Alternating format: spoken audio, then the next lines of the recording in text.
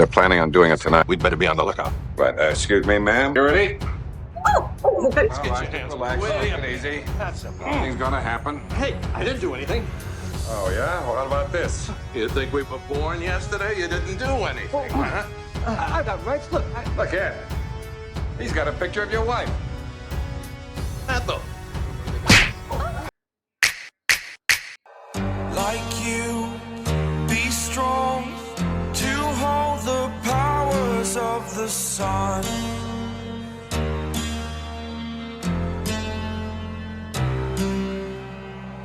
It is the world that has been pulled over your eyes to blind you from the truth. I show you how deep the rabbit hole goes.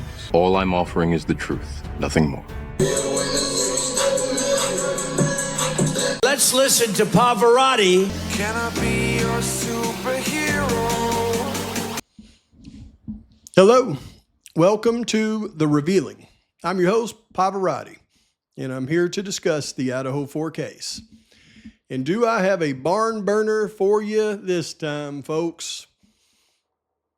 This is going to tell us so much about the ridiculous case that they're trying to bring against Brian Kohberger, but it's also going to tell us so much about things that we have wondered in this case.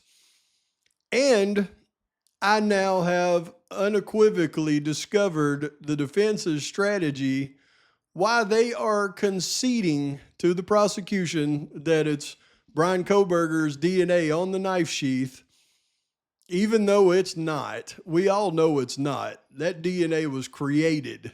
The original STR profile was manipulated later on, because you got to understand what they put into CODIS is not matched to Kohberger. Remember, they only put one sample into CODIS, and they didn't put Kohberger's STR profile into CODIS and match it that way. They did a statistical match to the original STR profile and Kohberger's buccal swab. So that was a match made outside of CODIS. You can bet that thing had all the information it needed in the original STR profile added into it at a later date so that it would match Kohberger's buccal swab. That's beside the point.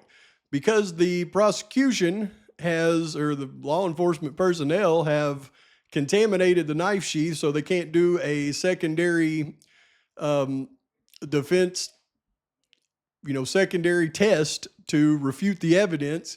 And because they consumed all of the sample and the defense can't test the sample and the judge is allowing the evidence into trial anyway, well, then the defense has to make a strategical decision. And let me show you in this one the strategical decision that they made.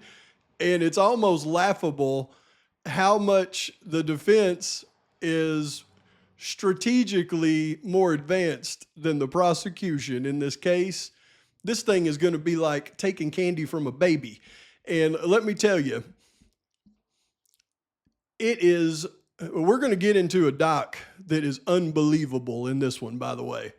And it's on the state's experts. But by going through and deciphering that doc, and by keeping track of all the state's experts and what they were going to testify to, as you know that I have, it has shined an incredible light on what the prosecution is going to try to do at trial, and the simple step that the defense took to eliminate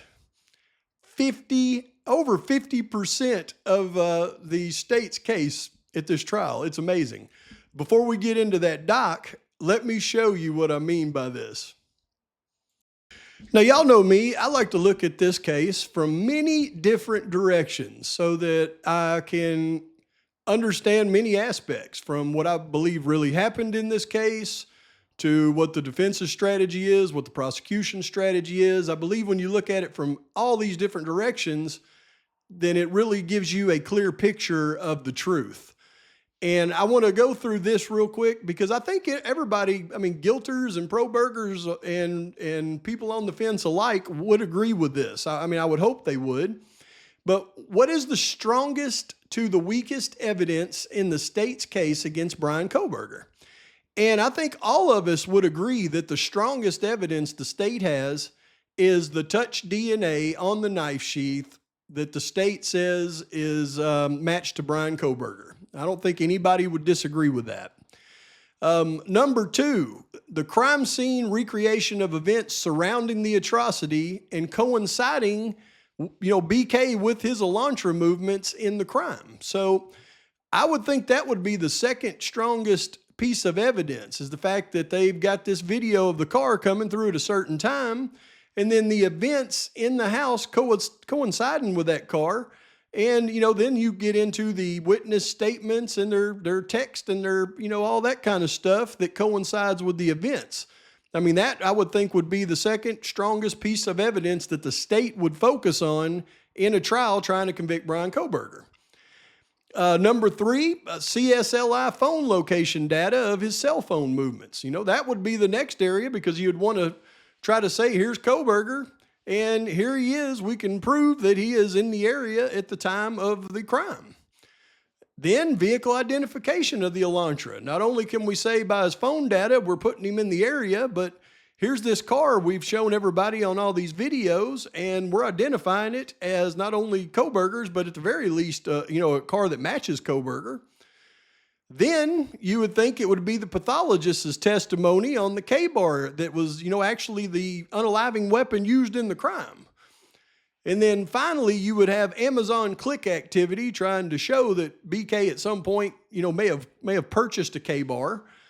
And then finally, the last piece of evidence, the strongest, would be going through all of his internet search history and trying to show that he had searches that were very depraved, that would lead to the conclusion that he was thinking about doing something like this.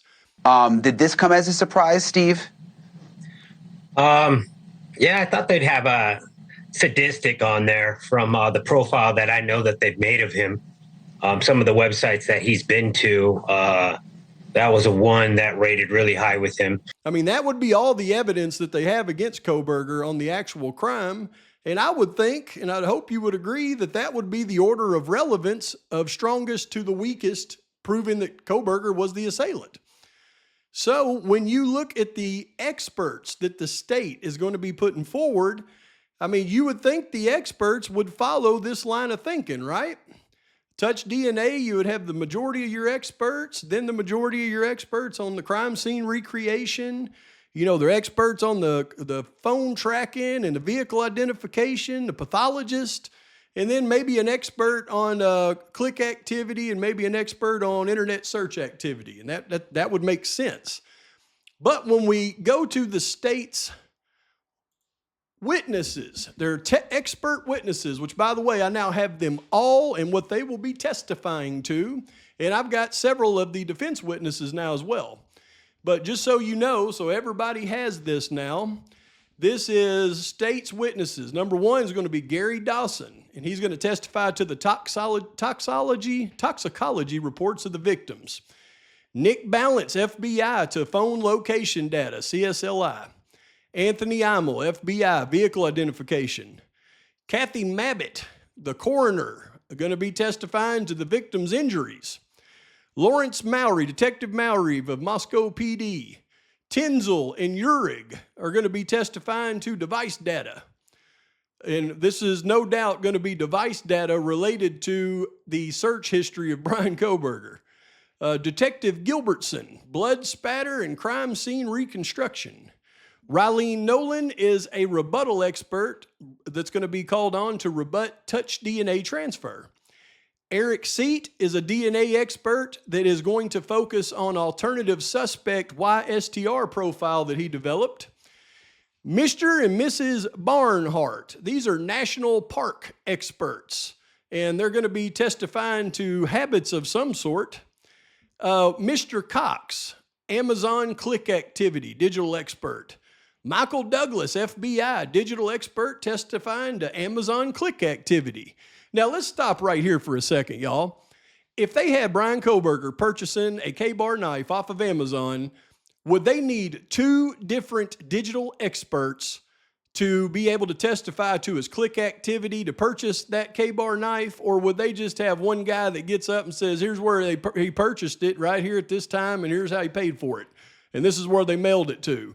Well, they wouldn't need two different experts in Amazon click activity if they had that evidence. So the next time you hear somebody say that Kohberger, they've got him purchasing a K-bar knife off Amazon and they got it from the court dock, which they did not, just think to yourself, man, this guy is a complete idiot. Dave Middleman, Othram Labs, DNA related. And then the rest of them are all going to be testifying to the DNA. Taylor Mashak, Tara Martinez, Jade Miller, Ann Nord, Paulette Sutton, Tim Walthall, Catherine White, Stephanie Wilt, Haley Youngling, and Jenny Ayers. Now you'll notice I've got David Middleman here in red because David Middleman, the prosecution, has stipulated to the defense's stipulation that he will no longer be called as a witness because the defense has no desire to bring up the IGG at the trial, which is smart, and I'll tell you why.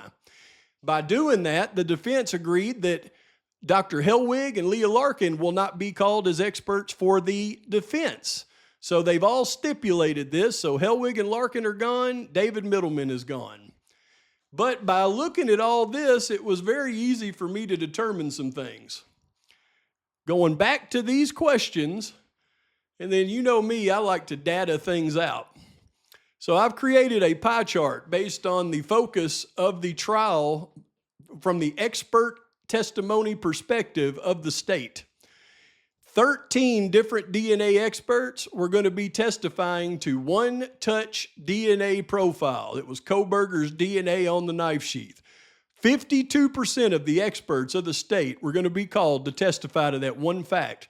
Because as I read you in a document yesterday, no other DNA in that house has been matched to Brian Kohberger other than the knife sheath.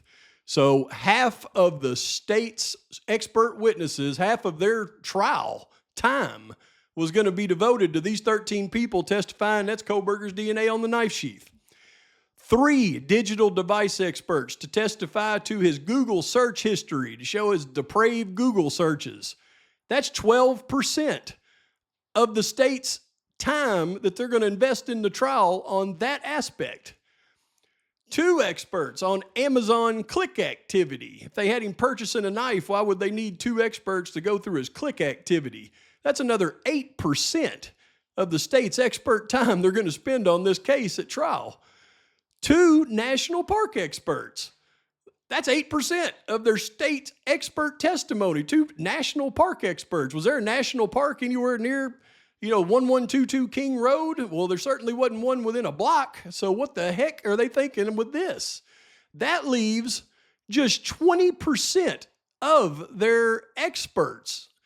20% of their case is going to be devoted to vehicle identification, cast data on location of his phone, a crime scene recreation expert, an expert on toxicology of the victims, and 1 coroner testifying to the results of the wounds on the victims, Kathy Mabbitt. That is the state's case right here. This is how they're going to focus the entire trial. This is what they have on Kohberger, y'all. Now, let me show you what happens. This is why I say when I look at this right here, if I was a very smart and savvy defense attorney, I would go, well, if they're focusing 52% of their efforts on proving it's Kohberger's DNA on the knife sheath, and that's going to take up all that time in testimony for the jury having to listen to this and confusing the jury and focusing their minds on it was Kohberger's DNA on the knife sheath. Well, here's what I would do. Same thing the defense just did that I showed you yesterday. They said, okay, we'll concede it's Kohberger's DNA on the knife sheath, and we'll provide 1 expert that will testify on indirect transfer of DNA. In effect, eliminating all of their DNA experts in this case. I believe the judge would allow the defense a motion to say, hey, judge, we don't need these experts. We're stipulating it's Kohberger's DNA on the knife sheath, so the state doesn't need to call them, and I think the judge would be inclined to do that. They just wiped out more than half of the state's case just by acknowledging, yeah, it's his DNA on the knife sheath. We'll stipulate to that, but we're going to focus on indirect transfer. Bam! Just annihilated the state. Then, in one of the motions I'm about to show you, the defense says, oh, by the way, we're not going to bring forth an expert on victim toxicology, so you don't need that expert, that rebuttal expert on the toxicology of the victims. Go ahead and eliminate that one. Bam, bam. That leaves the entire state's case to 3 digital experts worrying about Koberger's search history, a PhD criminology student, 2 experts going through click activity trying to show you may have bought a K-bar. Who knows what these national park experts are going to testify to? And that leaves just 1 crime scene expert, 1 location expert, 1 vehicle identification expert, and Kathy Mabbitt. That's the state's case, y'all. This is all they're bringing. This is what they've got. The defense just annihilated their entire case by just saying, okay, fine, that's Koberger's DNA on the knife sheath. We think it got there due to indirect transfer. Get rid of all those experts. We don't need them. I mean, it is like taking candy from a baby. Look at this. Bam. Get rid of that. Get rid of that. Look at this. The state's entire experts that they were going to testify to, that eliminated 56% of their case. The rest of their case is just a bunch of crap that we've already identified as crap. The vehicle identification, we know he can't identify it's Koberger's car. Give me a break. That one's gone. Uh-oh. What have I done here? That one's gone. Expert to cast location data, they've got nothing. Cyril will annihilate him. The coroner, Kathy Mabbitt, give me a break. Crime scene recreation expert, we are going to focus on that one and this one. But give me a break. The defense, with one fell swoop, eliminated the state's entire expert and really their whole case. All right, yeah, sure, that's Koberger's DNA. We'll concede to that. We can't test it or do anything to prove it otherwise. So we don't believe it got there by direct transfer. We got an expert that'll testify that it got there by indirect transfer, and you can't prove otherwise. Bam, state's case annihilated in one. Now it's fair. But when you look at this little 16% that's left from their experts, well, now guess what the defense, I can imagine, because I haven't seen their full expert list, but guess where I believe their experts are going to come in and they're going to focus the majority of their case on. It's going to be on crime scene recreation, proving there's no way it was Koberger that could have pulled off the crime due to that. I'm willing to bet the defense spends a week on this where they've got 1 week expert that's going to try to come in and say some BS as we're about to learn. Prepare your minds for this one, folks, because this is going to get outrageous. When you're super desperate, the state, you really have nothing. The prosecution's strong enough to see this all the way through and not give in to the desperation that's about to come. So that's part 1. All right, I'm going to go ahead and make this one 2 parts because the second part, you know, I'm really working on to make it very impactful.